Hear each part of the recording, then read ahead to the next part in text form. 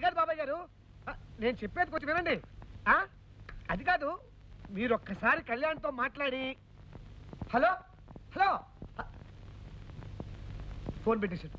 ఇంతకీ ఏమంటారు డాడీ? ఏమంటాడు? కళ్యాణి పుట్టినప్పటి నుంచి కోరినవి కాదనకుండా, అడిగినవి లేదనకుండా అన్ని ఇచ్చాను. నేను మొట్టమొదటిసారిగా కోరిన కోరిక కళ్యాణి కాదంటే, తనకి అమ్మ లేనంటే నేను కూడా ఇక లేనని నీకు ఖచ్చితంగా చెప్పమని చెప్పేసి ఫోన్ పెట్టేశాడు.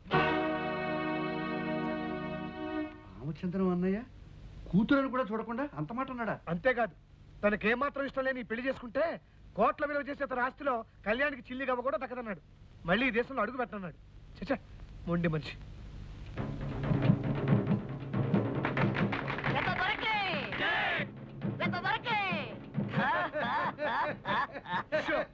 ఏమిటా వెర్రినవు? నవ్వకేం చేస్తామయ్యా లాయరు. అమెరికాలో ఉన్న అన్నయ్యకి పిడివాదం మొండి పట్టుదల వదలలేదంటే నవ్వు రాకేం చేస్తుంది? మరి అమ్మాయి తన మాట వినకపోతే ఆస్తి ఆమెకి ఇవ్వకపోవచ్చు, తనకి నచ్చిన వాళ్ళకి ఎవరికైనా ఇవ్వచ్చు. ఇవ్వచ్చు ఇవ్వచ్చు.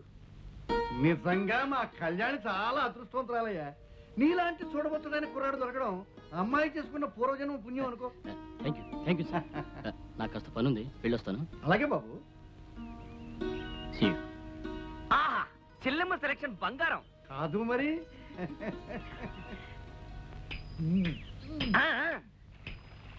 అమ్మా కళ్యాణి, నీ జంట ఆహా కన్నుల పండుగ ఉందమ్మా.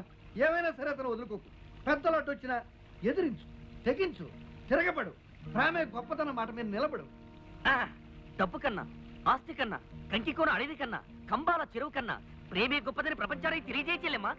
అమ్మా, మీ నాన్న దయతలిచి నీకు ఆస్తి ఇస్తానన్నాడు అనుకో, చెయ్యి. నీ డబ్బు నాకు అక్కర్లేదని తోసిపుచ్చేయి. కేరళలో పెళ్లి చేసు. ఇద్దరు పెద్దల హద్దులు దాటేసి, అంతస్తుల గోడలు దూకేసి, ఆస్తుల అగాధాలు జంప్ చేసి దూరంగా ఎక్కడికైనా వెళ్ళిపోండి. మళ్ళీ రాకండి.